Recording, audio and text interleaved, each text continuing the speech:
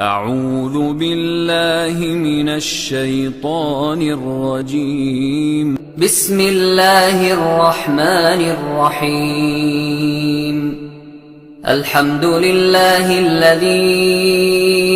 أنزل على عبده الكتاب ولم يجعل له عوجا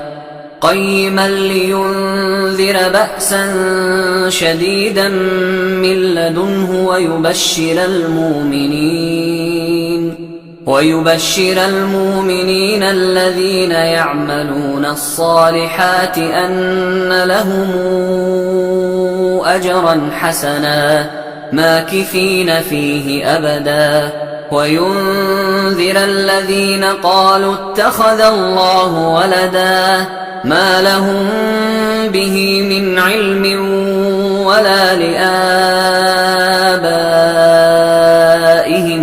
كبرت كلمة تخرج من أفواههم إن يقولون إلا كذبا فلعلك باخع نفسك على آثارهم إن لم يؤمنوا بهذا الحديث أسفا إنا جعلنا ما على الأرض زينة لها لنبلوهم أيهم أحسن عملا وإنا لجاعلون ما عليها صعيدا جرزا أم حسبت أن أصحاب الكهف والرقيم كانوا من آياتنا عجبا إذا والفتية إلى الكهف فقالوا ربنا آتنا من لدنك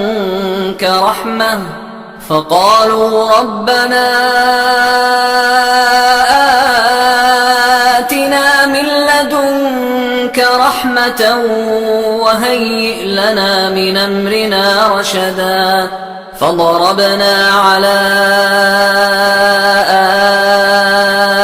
آذانهم في الكهف سنين عددا ثم بعثناهم لنعلم أي الحزبين أحصى لما لبثوا أمدا نحن نقص عليك نبأهم بالحق إنهم فتيتنا آمنوا بربهم وزدناهم هدى وربطنا على قلوبهم إذ قاموا فقالوا ربنا رب السماوات والأرض لن ندعو من دونه إلها لقد قلنا إذا شططا هؤلاء قومنا اتخذوا من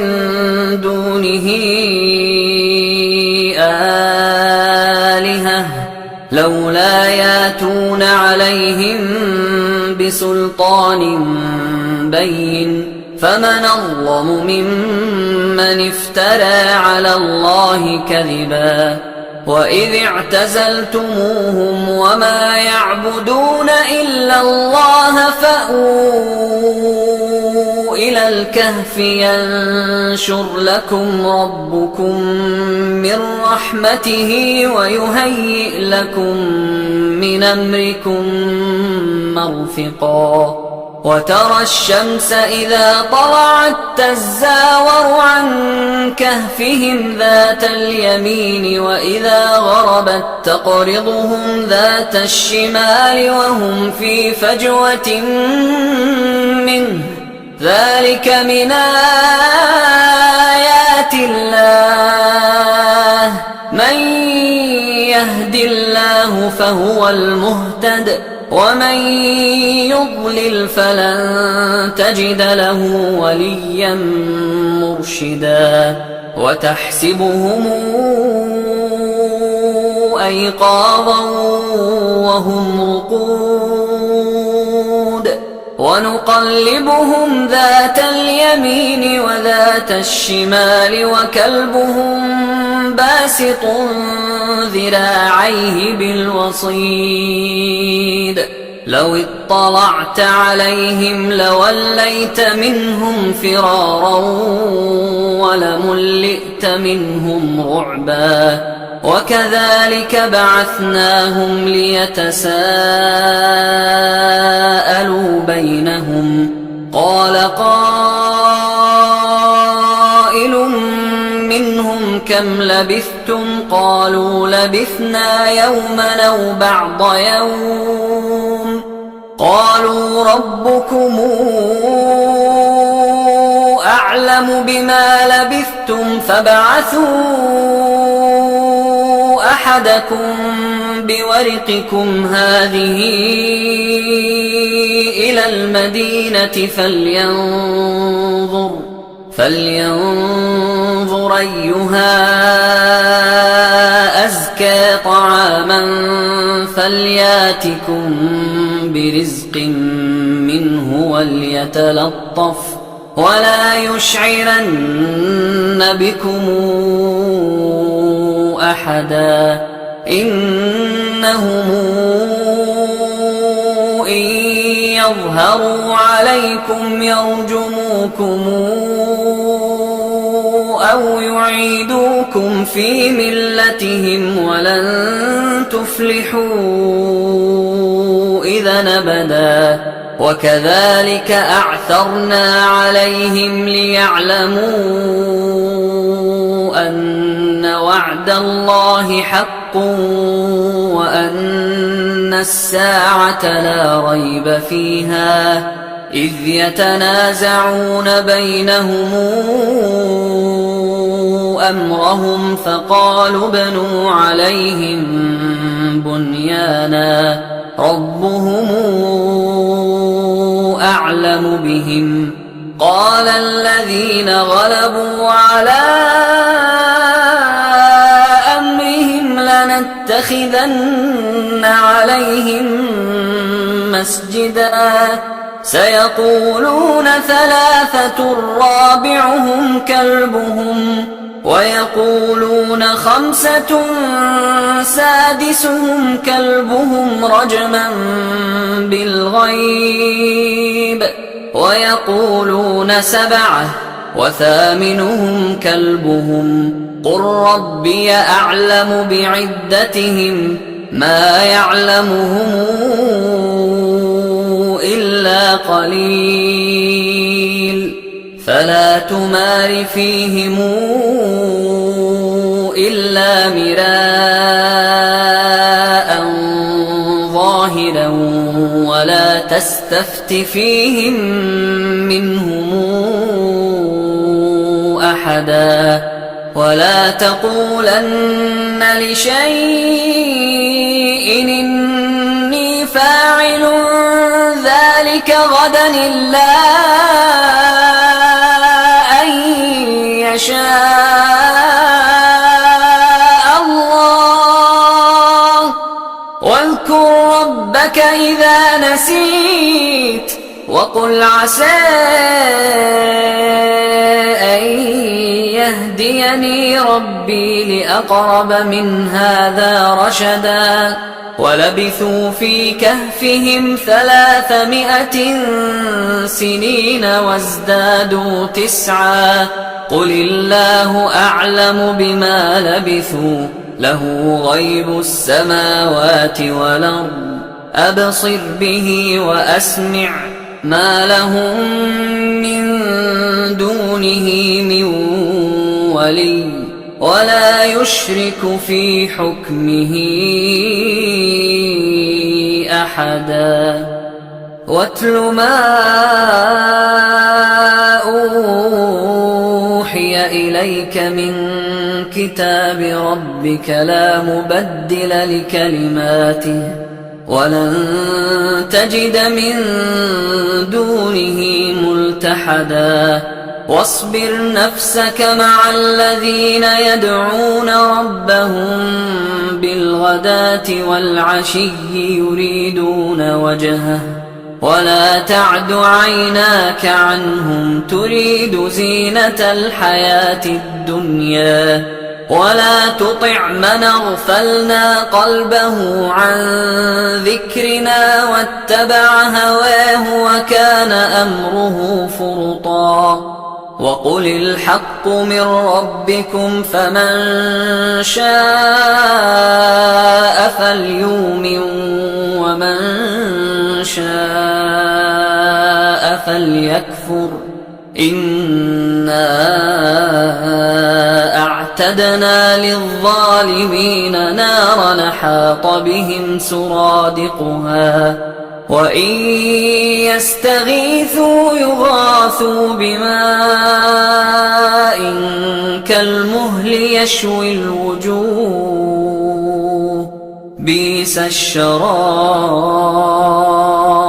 وساءت مرتفقا إن الذين آمنوا وعملوا الصالحات إنا لا نضيع أجر من أحسن عملا أولئك لهم جنات عدن تجري من تحتهم الأنهار يحلون فيها من أساور من ذهب ويلبسون ثيابا خضرا من سندس واستبرق متكئين فيها على الأرائك نعم الثواب وحسنت مرتفقا واضرب لهم مثلا الرجلين جعلنا لأحدهما جنتين من أعناب وحففناهما بنخل وجعلنا بينهما زرعا كلتا الجنتين آتت أكلها ولم تظلم منه شيئا وفجرنا خلالهما نهرا وكان له ثمر فقال لصاحبه وهو يحاوره أنا أكثر منك مالا وأعز نفرا ودخل جنته وهو ظالم لنفسه قال ما أظن أن تبيد هذه أبدا وما أظن الساعة قائمة ولئن رددت إلى ربي لأجدن خيرا منهما منقلبا قال له صاحبه وهو يحاوره أكفرت بالذي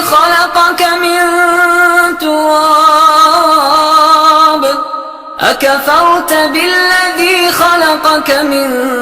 تراب ثم من نطفة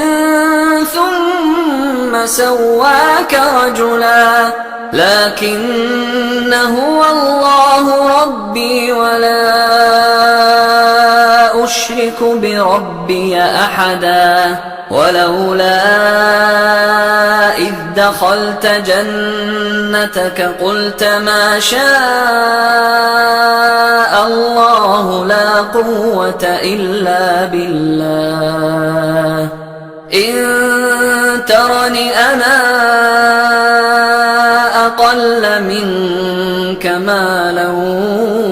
وولدا فعسى ربي أن يؤتيني خيرا من جنتك ويرسل عليها حسبانا من السماء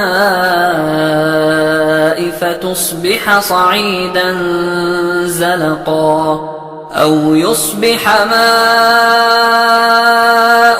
غورا فلن تستطيع له طلبا وأحيط بثمره فأصبح يقلب كفيه على ما أنفق فيها وهي خاوية على عروشها ويقول يا ليتني لمشرك بربي أحدا ولم تكن له فئة ينصرونه من دون الله وما كان منتصرا هنالك الولاية لله الحق هو خير ثوابا وخير عقبا واضرب لهم مثل الحياة الدنيا كماء أنزلناه من السماء فاختلط به نبات الأرض فأصبح هشيما تذروه الرياح وكان الله على كل شيء مقتدرا المال والبنون زينة الحياة الدنيا والباقيات الصالحات خير عند ربك ثوابا وخير نملا ويوم نسير الجبال وترى الأرض بارزة وحشرناهم فلم نغادر منهم أحدا وعرضوا على ربك صفا لقد جئتمونا كما خلقناكم أول مرة بل زعمتم أن لن نجعل لكم موعدا ووضع الكتاب فترى المجرمين مشفقين مما فيه ويقولون يا ويلتنا ما لهذا الكتاب لا يغادر صغيرة ولا كبيرة إلا أحصاها ووجدوا ما عملوا حاضرا ولا يظلم ربك أحدا وإذ قلنا للملائكة اسجدوا لآدم فسجدوا إلا إبليس كان من الجن ففسق عن أمر ربه أفتتخذونه وذريته أولياء من دوني وهم لكم عدو بئس للظالمين بدلا ما أشهدتهم خلق السماوات والأرض ولا خلق أنفسهم وما كنت متخذ المضلين عضدا ويوم يقول نادوا شركائي الذين زعمتم فدعوهم فلم يستجيبوا لهم وجعلنا بينهم موبقا ورأى المجرمون النار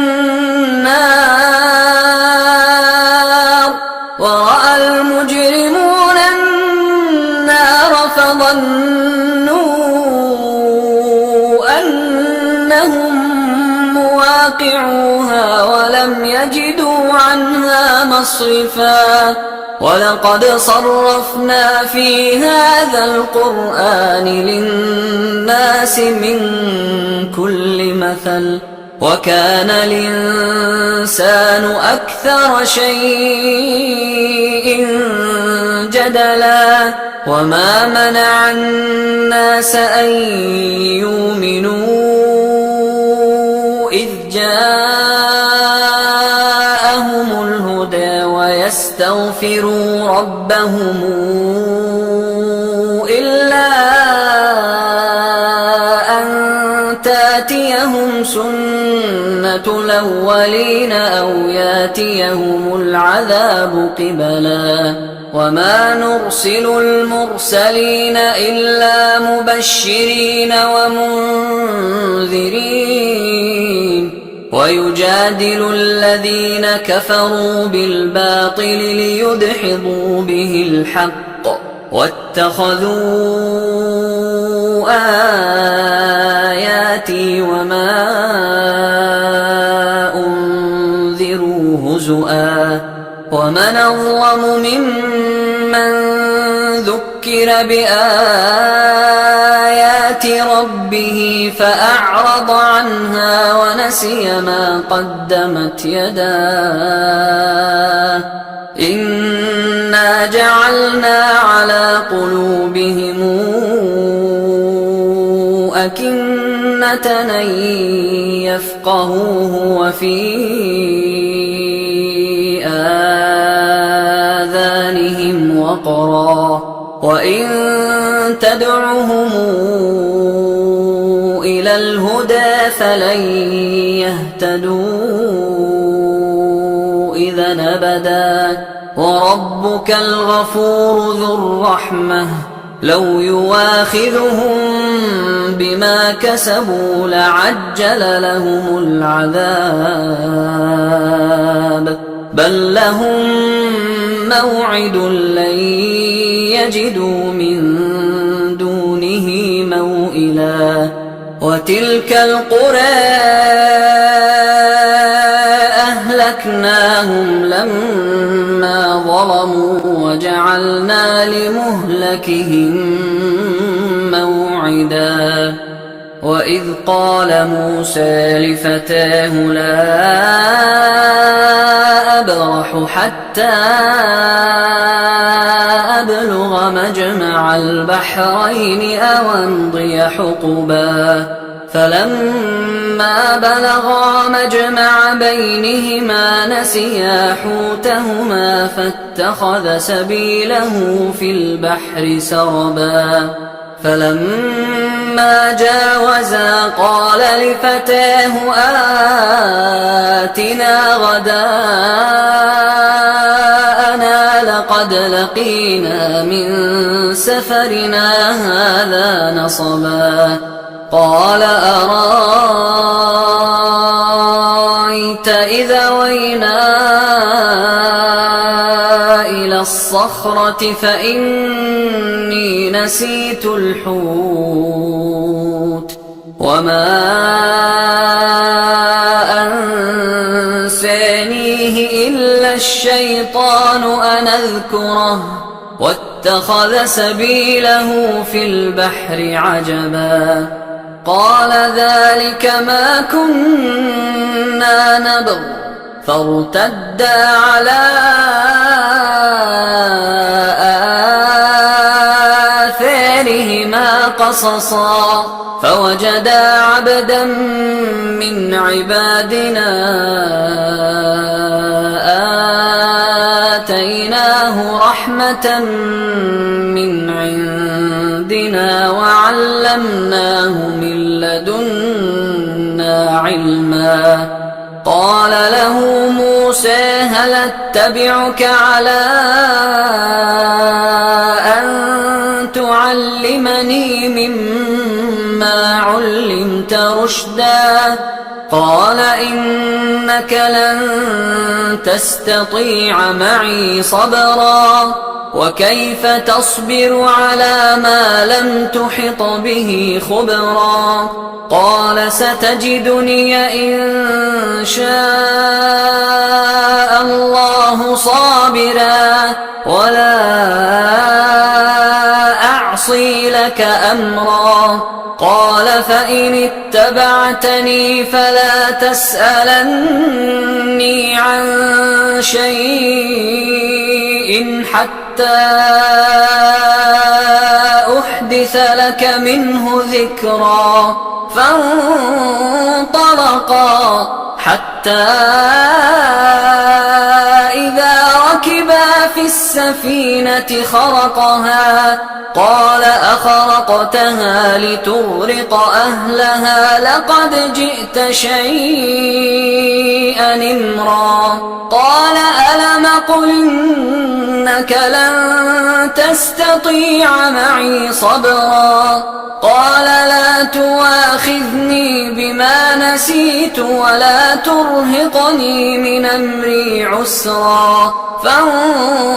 فانطلقا حتى إذا لقيا غلاما فقتله قال أقتلت نفسا زاكية بغير نفس قال أقتلت نفسا زاكية بغير نفس لقد جئت شيئا نكرا قال ألم قل لك إنك لن تستطيع معي صبرا قال إن سألتك عن شيء بعدها فلا تصاحبني قد بلغت من لدني عذرا فانطلقا حتى إذا أتيا أهل قرية استطعما أهلها فأبوا أن يضيفوهما فوجدا فيها جدارا يريد أن ينقض فأقامه قال لو شئت لاتخذت عليه أجرا قال هذا فراق بيني وبينك سأنبئك بتاويل ما لم تستطع عليه صبرا أما السفينة فكانت لمساكين يعملون في البحر فأردت أن أعيبها وكان وراءهم ملك يأخذ كل سفينة غصبا وأما الغلام فكان أبواه مؤمنين فخشينا أن يرهقهما طغيانا وكفرا فأردنا أن يبدلهما ربهما خيرا منه زكاة وأقرب رحما وأما الجدار فكان لغلامين يتيمين في المدينة وكان تحته كنز لهما وكان أبوهما صالحا فأراد ربك أن يبلغا أشدهما ويستخرجا كنزهما رحمة من ربك وما فعلته عن أمري ذلك تاويل ما لم تسطع عليه صبرا ويسألونك عن ذي القرنين قل سأتلو عليكم منه ذكرا إنا مكنا له في الأرض وآتيناه من كل شيء سببا فاتبع سببا حتى إذا بلغ مغرب الشمس وجدها تغرب في عين حمئة ووجد عندها قوما قلنا يا ذا القرنين إما أن تعذب وإما أن نتخذ فيهم حسنا.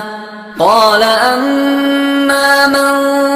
ظلم فسوف نعذبه ثم يرد إلى ربه فيعذبه عذابا نكرا. وأما من آمن وعمل صالحا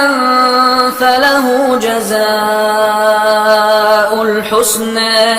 وسنقول له من أمرنا يسرا. ثم اتبع سببا حتى إذا بلغ مطلع الشمس وجدها تطلع على قوم لم نجعل لهم من دونها سترا. كذلك وقد أحطنا بما لديه خبرا. ثم اتبع سببا حتى إذا بلغ بين السدين وجد من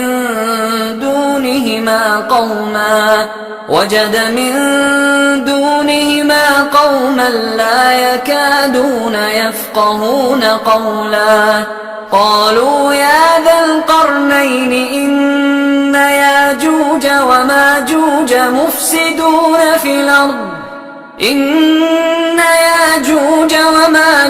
مفسدون في الأرض فهل نجعل لك خرجا على أن تجعل بيننا وبينهم سدا. قال ما مكني فيه ربي خير